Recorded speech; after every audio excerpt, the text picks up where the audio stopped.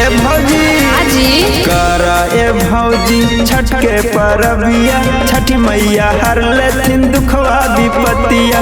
करा ए भौजी छठ के परबिया, छठी मैया हर लेथिन दुखवा विपत्तिया। ए जीजा हो देवर जीजा मुई बजरिया, ले आवा जाके फल फल हरिया। करहियो देवरू हम तैयारिया, पटना के घाट पर देबै अरगिया। करहियो देवरू हम तैयारिया, पटना के घाट पर देबै अरगिया।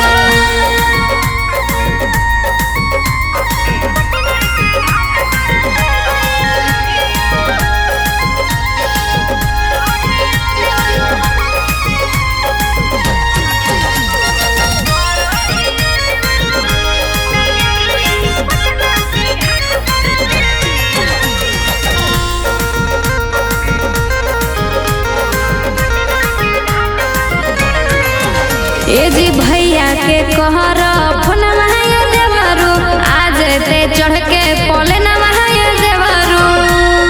ए भौजी सुना मन तो नहीं हमर कहलवा ए भौजी, तू ही लगावा न फनवा ए भौजी। ए जी डीजे लगावा जोड़े सुकुलावा, लानी गजा के पियरी सड़िया। करहियो देवरू हम तैयारिया, पटना के घाट पर देबै अरगिया। करहियो देवरू हम तैयारिया, पटना के घाट पर देबै अरगिया।